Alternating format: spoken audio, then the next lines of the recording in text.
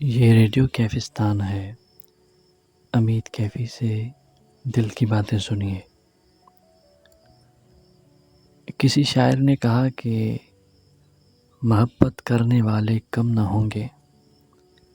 محبت کرنے والے کم نہ ہوں گے،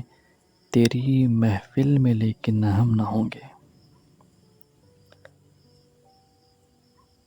اب شاعر جو کچھ بھی کلام کرتا ہے وہ اس کی مراد وہ خود جانتا ہے کہ وہ اس میں کیا کہنا چاہ رہا ہے۔ ہاں، جب ہم شعراء کی شاعری پڑھتے ہیں تو ہم اپنے اعتبار سے اس کی تشریح کرتے ہیں، اس کے معنی لیتے ہیں، اس کی مراد لیتے ہیں۔ تو اس اعتبار سے اس شعر کو اگر دیکھا جائے، اس میں تھوڑا غور کیا جائے تو کچھ باتیں سامنے آتی ہیں کہ اس میں شاعر جو ہے وہ مرکزی محفل، یعنی محفل کی جو مرکزی شخصیت ہے اس کو مخاطب کر کے کہہ رہا ہے محبت کرنے والے کم نہ ہوں گے، یعنی آپ سے جو محبت کرنے والے لوگ ہیں ان کی تعداد میں کوئی کمی واقع نہیں ہوگی۔ لیکن آگے جو بات ہے وہ دل کو ہلا دینے والی بات ہے، کہہ رہا ہے کہ تیری محفل میں لیکن ہم نہ ہوں گے۔ اب یہ جو بات ہے نا، تیری محفل میں لیکن ہم نہ ہوں گے، تو اس میں یا تو شاعر کو اپنے محبوب کی محفل چھوٹنے کی جو ہے وہ حسرت ہو رہی ہے، دکھ ہے، تکلیف ہے اس کو اس بات کی کہ اس کی محفل میں اب ہم نہیں رہیں گے۔ ظاہر سی بات ہے، کبھی جانا بھی پڑتا ہے عارضی طور پر اور کبھی ہمیشہ کے لیے، لیکن یہاں پر جو بات ہے وہ ہمیشہ محفل چھوٹنے کی ہے۔ اور دوسری بات یہ ہے کہ یہاں پر ہو سکتا ہے کہ شاعر یہ شکوہ کر رہا ہو، شکایت کر رہا ہو کہ تمہارے چاہنے والے، تم سے محبت کرنے والے تو بہت ہوں گے لیکن ہم نہیں ہوں گے۔ تو محبت کا جو تعلق ہے، محبت کا جو رشتہ ہے، اس میں جو ربط ہے یہ کبھی دونوں طرف سے ہوتی ہے تو کبھی یک طرفہ ہوتی ہے۔ یک طرفہ محبت جو ہے نا، اس کے اندر بڑے دکھ اور بڑی تکلیفیں، بڑی آزمائشیں، بڑی درد بھرے لمحات ہوتے ہیں، کیونکہ اس میں ہر خواہش پوری نہیں ہوتی۔ عاشق جو ہے وہ اپنی معشوق کے لیے تڑپتا ہے، دن رات جو ہے اس کا دل جلتا رہتا ہے، کیونکہ جس طرح کا رسپانس وہ چاہتا ہے وہ اس کو نہیں ملتا۔ اور دو طرفہ جو محبت ہوتی ہے تو اس میں کبھی کبھار اگر جانبین کے درمیان، یعنی عاشق اور معشوق کے درمیان اگر کوئی رکاوٹ پیدا ہو جائے تو تب کافی تکلیف ہوتی ہے، اور اگر رکاوٹ نہ ہو تو بڑا پرلطف سفر رہتا ہے یہ۔ لیکن اس دور کے اعتبار سے اگر ہم دیکھتے ہیں تو محبت کا صرف نام رہ گیا ہے، اس کی حقیقی روح، اس کی وہ تڑپ، اس میں وہ ملنے کی تمنا، انتظار، وہ کہا نا کہ الانتظار اشد من الموت، کہ انتظار جو ہے یہ موت سے بھی زیادہ شدید ہے۔ تو یہ چیزیں اب جو ہے وہ ناپید ہوتی جا رہی ہیں۔ اب محبت کے نام پر نفسانی خواہشات پورے ہوتے ہیں، خالی جذباتی محبت ہوتی ہے، لیکن حقیقی محبت اب بالکل نہ ہونے کے برابر ہے۔ اس کی واضح مثالیں آپ نے بھی دیکھی ہوں گی اور آئے روز ہم بھی دیکھتے ہیں کہ لوگ محبت کے نام پر کسی سے تعلق جوڑتے تو ہیں، لیکن جیسے ہی سامنے سے رسپانس نہیں ملتا یا جو ان کی خواہش ہے وہ پوری نہیں ہوتی تو فوراً جو ہے وہ سمت بدل لی جاتی ہے اور کسی اور کی طرف رجوع کیا جاتا ہے۔ تو محبت کے اندر ایسا نہیں ہوتا. یعنی جس شخص سے اگر محبت کی جائے تو انسان ہمیشہ اسی کی طرف راغب رہتا ہے، اسی کی طرف توجہ رہتی ہے. ہاں، اگر وہاں سے اس کا دل ٹوٹ جائے،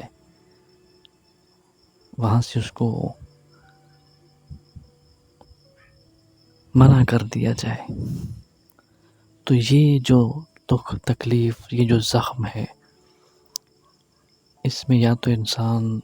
پاگل ہو جاتا ہے یا پھر زندگی اس کی اس قدر تکلیف دہ گزرتی ہے کہ وہ اپنے جذبات کا اظہار مختلف طریقوں سے کرتا رہتا ہے. کبھی شعر و شاعری کی صورت میں، اور کبھی وہ ایسا حلیہ اختیار کر لیتا ہے کہ لوگ اس کو دیوانہ کہتے ہیں، آوارہ کہتے ہیں، پاگل کہتے ہیں. یعنی جو نارمل روٹین ہوتی ہے لوگوں کی، جو لوگ کام کاج کرتے ہیں یا کسی بھی اعتبار سے مصروف رہتے ہیں، تو ان سے ذرا ہٹ کر ان کی زندگی گزرتی ہے. کیف و سرور اور لطف ان کی زندگی میں، اور ترتیب، خوبصورتی، چیزوں کو سنبھال کے رکھنا، یہ سب کچھ ان کی زندگی سے تقریباً رخصت ہو چکا ہوتا ہے. اب یہ جو محفل ہوتی ہے محبوب کی، یہ بھی مختلف طرح کی ہوتی ہے. یعنی اس میں شامل ہونے والا ہر ایک اپنے اعتبار سے اس محفل میں شرکت کرتا ہے، اور وہ اس خاص شخصیت کی نگاہ کا طالب رہتا ہے کہ اس کی توجہ میری طرف ہو. اور وہ جو مرکزی شخصیت ہے، وہ کبھی تو سب کو ایک ہی نظر سے نوازتا ہے، سب کو ایک ہی طرح سے دیکھتا ہے، اور کبھی ایسا ہوتا ہے کہ خود اس کا بھی کوئی خاص ہوتا ہے، پھر اس کی توجہ ان کی طرف زیادہ ہوتی ہے، تو جو باقی چاہنے والے ہوتے ہیں ان کے سینوں میں پھر حسرتیں مچل رہی ہوتی ہیں. اور کبھی ایسا بھی ہوتا ہے کہ وہ بات تو غیروں سے کرتے ہیں، لیکن اشارتاً، کنایتاً وہ کسی اور کی طرف بھی دیکھ رہے ہوتے ہیں، کسی ایسے شخص کی طرف کہ جس سے تھوڑا بہت تعلق رہا ہو، یا جس سے ابھی کچھ مراسم باقی ہوں اور تھوڑی سی تلخی بیچ میں آ گئی ہو. تو کیا خوب کہا کسی شاعر نے کہ غیروں سے باتیں ہیں اور عنایت کی نظر بھی، غیروں سے باتیں ہیں اور عنایت کی نظر بھی، پر دیکھتے جاتے ہیں کنکھیوں سے ادھر بھی. یعنی یہاں پر بھی بڑا کیا کہا جائے یار، کتنی گہری بات ہے.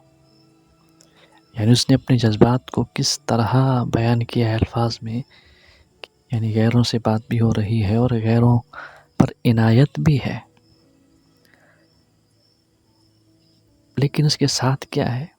کہ جس شخص سے کبھی تھوڑا بہت تعلق رہا ہے، جس کے ساتھ تھوڑے بہت مراسم رہے ہیں، تو کنکھیوں سے اس کی طرف بھی دیکھتے ہیں کہ وہ کیا کر رہا ہے، کہ میرا جو اب کسی اور کے ساتھ تعلق ہے، اس تعلق کو وہ سابقہ شخص کس نظر سے دیکھ رہا ہے. کیا اس کو جلن ہو رہی ہے، کیا اس کو حسرت ہو رہی ہے، کیا اس کو دکھ ہے یا تکلیف ہے، کیا ہے. تو یہ کتنا بڑا امتحان ہے. تو اس طرح کی امتحانات اور اس طرح کی باتیں یہ وہیں پر ہوتی ہیں جہاں کچھ نہ کچھ محبت سچی ہوتی ہے. لیکن جہاں جھوٹ ہو، جہاں خواہشات ہوں، جہاں پر نفسانی خواہشات کو پورا کرنے کی اٹکل بازیاں کی جا رہی ہوں، تو وہاں پر یہ چیزیں نہیں ہوتی. اور ایسا بھی ہوتا ہے کہ کچھ لوگ محفل میں آتے ہیں تو وہ چاہتے ہیں کہ بس جو میرا محبوب ہے وہ خوش رہے، وہ شاد و آباد رہے، بس ہمیں اس کی محفل میں جگہ مل جائے بیٹھنے کی، تاکہ ہم بیٹھ کر اسے دیکھتے رہیں. تو کیا خوب کہا کسی نے، بلکہ غالباً یہ نصیر الدین نصیر صاحب کا شعر ہے کہ درد مندوں سے نہ پوچھو کہ کدھر بیٹھ گئے، درد مندوں سے نہ پوچھو کہ کدھر بیٹھ گئے، ان کی محفل میں غنیمت ہے جدھر بیٹھ گئے، ہے غرض دید سے یہاں کام تکلف سے نہیں، ہے غرض دید سے یہاں کام تکلف سے نہیں، خواہ ادھر بیٹھ گئے خواہ ادھر بیٹھ گئے۔ کہتے ہیں کہیں بھی جگہ مل جائے جہاں لوگ چپل اتارتے ہیں وہیں پر بھی بیٹھ گئے، لیکن محبوب نظر آتا ہے تو کافی ہے، محبوب کی محفل میں جگہ مل گئی ہے تو کافی ہے، کسی دروازے کے پاس، کسی کھڑکی کے پاس، کہیں پر بھی جگہ مل گئی بہت ہے۔ ضروری تو نہیں کہ ہم بھی جو مرکزی شخصیت ہے محفل میں اسی کے پہلو میں رہیں، بس دور سے کہیں بھی جگہ مل جائے اتنا ہی بہت ہے۔ ان کی محفل میں نصیر ان کے تبسم کی قسم، ارے دیکھتے رہ گئے ہم ہاتھ سے جانا دل کا۔ اب یہاں پر محبوب کی اداؤں پر، محبوب کی خوبصورتی پر اور شاعر کی بے اختیاری طور پر اس کے دل کا اس کے ہاتھ سے جانے کی بات ہو رہی ہے، تو کس قدر خوبصورتی سے انہوں نے اس چیز کو بیان کیا ہے۔ تو محبوب کی محفل ایسی جگہ ہے کہ جس سے بہت ساری کہانیاں وابستہ ہوتی ہیں، بہت سارے افکار و نظریات وہاں پر تعلق رکھتے ہیں۔ بس سچی محبت کی تلاش انسان کو رہنی چاہیے، لیکن اس بات کا خیال ضرور رہے کہ جس سے محبت ہے اس کی آپ کی وجہ سے رسوائی نہ ہو۔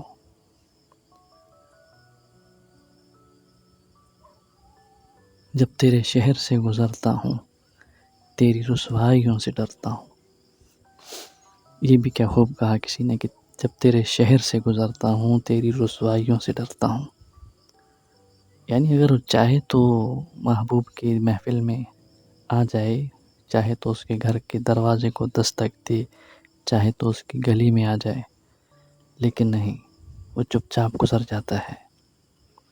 وہ دستک نہیں دیتا، وہ پاس نہیں آتا، وہ کوئی بات نہیں کرتا۔ کیوں؟ کہ اسے ڈر ہے، اسے خوف ہے کہ کہیں میری وجہ سے اس کی رسوائی نہ ہو جائے۔ ہو سکتا ہے شاعر کی مراد اس شعر سے کچھ اور ہو، لیکن یہ پہلو بھی تو اس کے اندر موجود ہے نا۔ شروع میں بھی میں نے یہی کہا ہے کہ شاعر اپنی مراد خود جانتا ہے،